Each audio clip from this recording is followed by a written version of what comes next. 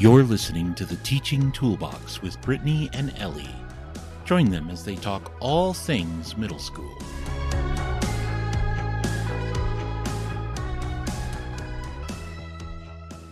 Hey there, I'm Ellie, and I'm here with my friend Brittany. Hello. And on today's podcast, the Teaching Toolbox, we have a great guest who will give us all kinds of tools to teach students who are learning disabled. Please join me in welcoming Laila Modzelewski.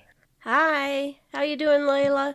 So much for having me. Laila is a special education teacher currently working in grades 3 to 5 LLD self-contained class in New Jersey. Before moving to New Jersey in 2020, she spent over a decade teaching an 811 special education class in New York City public schools. Real quick, Laila, what is 811 for those of us who might not know? 8-to-1-to-1 class has 8 students, 1 teacher, and at least 1 paraprofessional, although most of the time I usually had 2 to 3. Awesome, thank you. And Laila holds a master's degree in general and special education from Touro College. She believes deeply in the power of building strong relationships with her students, meeting them where they are, and creating a nurturing learning environment. In January 2024, she launched her Teachers Pay Teachers store, Mods by Laila, where she shares resources that streamline paperwork for special education teachers and academic materials to engage even the most reluctant learners. We've all had students who are learning disabled in our classrooms, whether we were open or self-contained.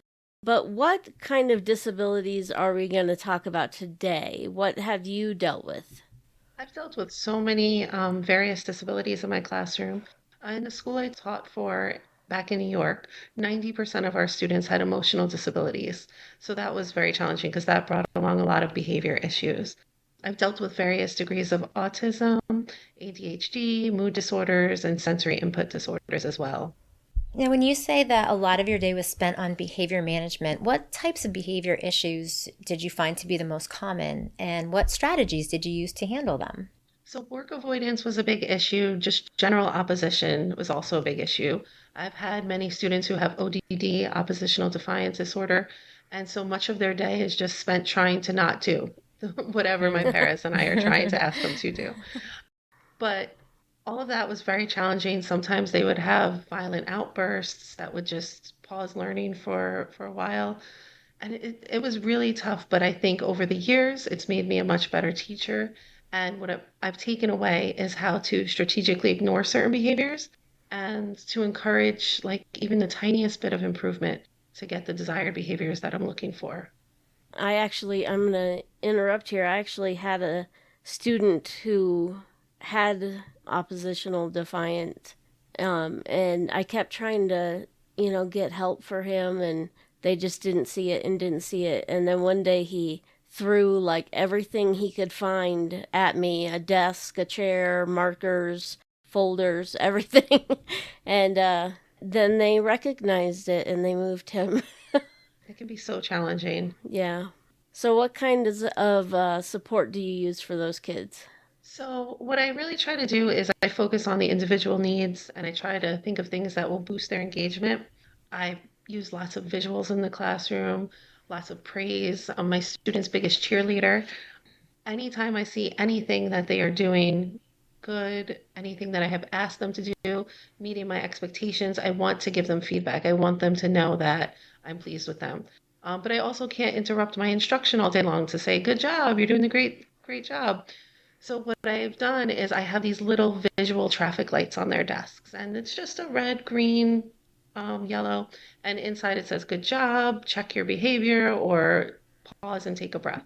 And I can just walk over to my students very wordlessly, point to the green, let them know, hey, you're doing a great job. Or if I see somebody might be about to get themselves into trouble, I can point to the yellow or red and they know to just pause, take a deep breath, check themselves, maybe even ask to go for a walk or go to the bathroom.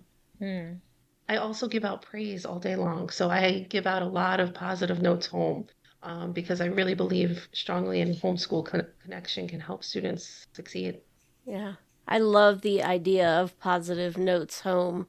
Do you have a quick way to do this or a particular system for doing it? I do. I created a bunch of positive behavior notes, and I have seasonal ones, and I have ones with little characters on them. And it just says the student's name, and it'll have like three check boxes, like kept their cool today, was kind today, worked hard under pressure. And I can just write their name, check off what they did, and write a quick note and give it to them to put in their folder. I print them out, I cut them up, I keep them on my desk, and my students know where they are. So they get super excited if they see me walking over to my pile of notes. And you know what? It makes me thrilled to give the positive reinforcement. And I've heard from parents that they're just, sometimes when your child's in special ed, all you hear is the negative, and you want to hear the positive. And so what seems so simple to us, just a little note that says good job, can mean the world to a parent and a student. I love sending positive notes home, but I never had a good system for doing it, so I rarely did it. So that's a great tip. What about seating? Is seating something that you find is helpful to have a certain strategy for seating? Oh, definitely. Flexible seating is a real game changer in my classroom. I have wobble chairs, lap desks so they can sit at the rug, stools, and resistance bands on their desks and on their chairs. And it's really fantastic for them. It makes the classroom more comfortable and it gives them some autonomy with choosing where they get to work. Can you tell me about the resistance bands? That's not something that I've seen before. Yeah, they're really fantastic. I was so excited. This year I was able to get myself a class set. So they were like $30 for 30 on Amazon, and they look just like the resistance bands we work out with, except they're a little stronger. So you Hmm. wrap them around the back legs of the desk or the front legs of a chair, and the students can prop their feet up on them. It gives them a little bounce, and it gives them that sensory input they're looking for to help them focus. It sounds like something I could use when I'm working. I find myself like twisting around a lot and things like that. That would be pretty helpful. Yeah, when I sit at a student's desk, I always put my feet up on them. It's really great. That's awesome. These all are some really great strategies, but let's shift a little and think about resources. When we're looking at resources in the classroom for learning disabled students, what kinds of things should we be looking at? So I always look at the work that I give my students and I ask myself, is this accessible for them? Are they going to look at this and are they going to feel completely overwhelmed? Are they going to feel defeated before they even start? And obviously, that's the last thing I want. So differentiation is key in my classroom. And a lot of times we hear the word differentiation and we think, oh no, I can't make, so many different versions of this. But it really doesn't have to be that big of a deal. If I'm giving out a graphic organizer, I know some of my students will see, those blank boxes or circles and just be like, what do I write? So they get lines. Other students will get visuals. Other students will get if it's a multiple choice test and there's four options, I'll cross out one or two to give them less options. It's Hmm. just all about making the material accessible for them. And like I said earlier, visuals are just so important, whether it's the behavior prompts on the desk or student checklists, just so they know, like, let me check on my desk this list. Do I have everything I need to succeed? Because some students will get all set up and ready in the mind zone and they don't even have a pencil. And then, Oh, there yeah. we are back at square one, and they're like, I need a pencil. So if they have that visual checklist, like, what do I need to succeed? What do I need before I get started? They can take ownership of what they need and they can check themselves. What about manipulatives? Do you use those at all in the classroom? I do use manipulatives a lot. And when I was first getting started as a teacher, they give you these curriculums and they have all these manipulatives. And I was like, there's no way I'm giving these to these kids because it's going to be a total disaster. Right. So for my first few years, I really did shy away from it. And then I said, you know what? They're here for a reason. They're going to help my students. I just have to figure out how to manage it.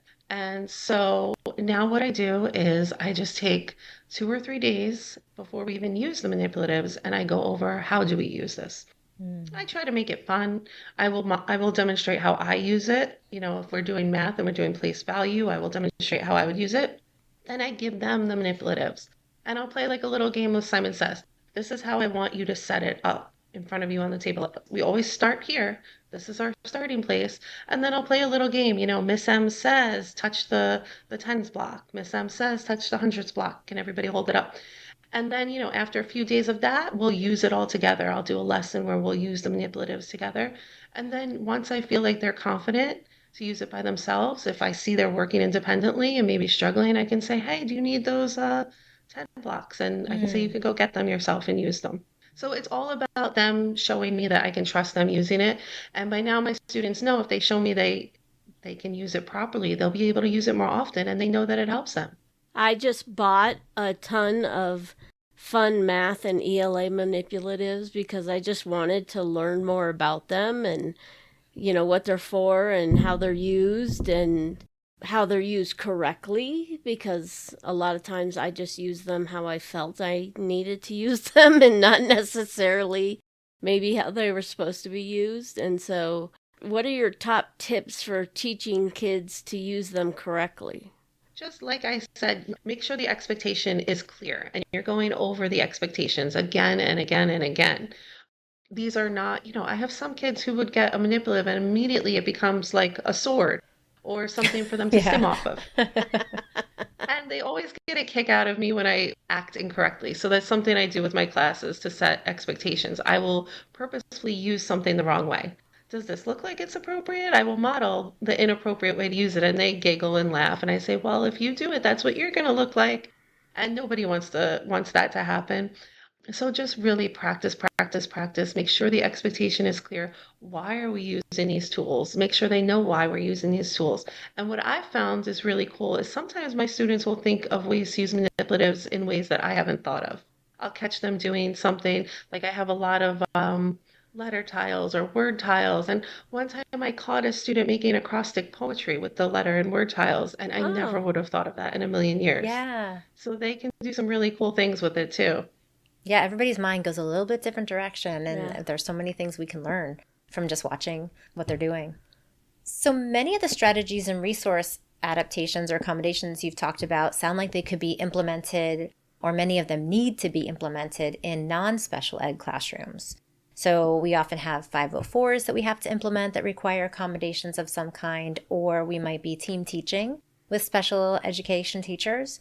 I know for several years I team taught with a special education teacher, and she ended up with her desk housed in my room. So we were together quite a lot of the time and, became really the team in that classroom. And that was a really good experience, but sometimes it can be challenging to be working together with potentially different objectives in what we're trying to do with students. Do you have any tips for team teaching? Yeah, I'm a few years ago when I made the transition from New York to New Jersey, I actually transferred mid-year and I went from being a self-contained special ed teacher to being in a team teaching role. And I had never met this teacher before. I just showed up one day in his classroom like, "Hi, I'm here." But that experience was really fantastic because he was teaching a gen ed special ed mixed classroom all by himself for half the year.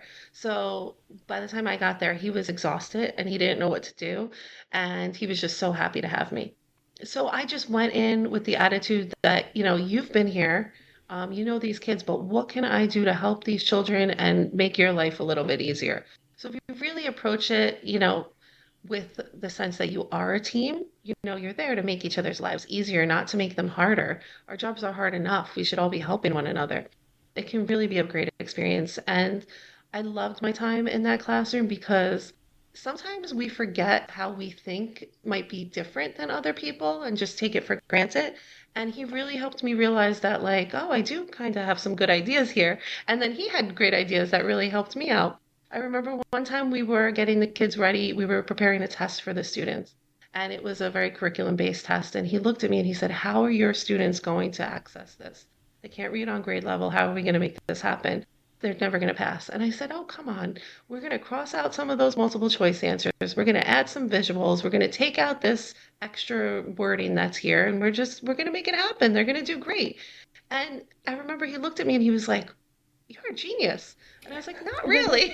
I'm really not." But it was so funny, these things that I do every day that just don't even cross my It's just mind. normal. It's normal for you. Yeah, it blew his mind. But on the flip side, he was doing things with the kids that, I tend to hold on tightly. I want Mm-hmm. my students to succeed. And so I'm a mom, and sometimes I do tend to hover. And my experience working in that classroom really told me back off, give them space. If they don't fail initially, they might not have the skills to persevere and succeed in life in the future. Mm-hmm. So what my takeaway from that experience too was just back up a bit. Let them struggle, let them figure it out. They're gonna be okay. And if they do need help, they're gonna come to me. they're not just going to sit there. They're going to come and ask me for help. So it was just a great experience. I really, now I'm in a school that has a combo of gen ed classes and special ed classes. And, my interactions with the gen ed teachers in the faculty lounge, I really find that I get a lot from them because they think in a totally different way than I think. That sounds like a great experience and some excellent ideas in there.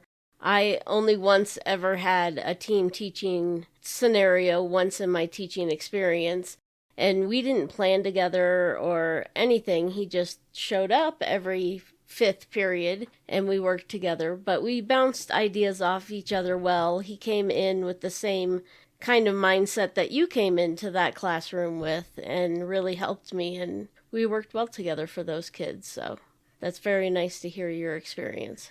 Any other thoughts that you'd like to add before we wrap up?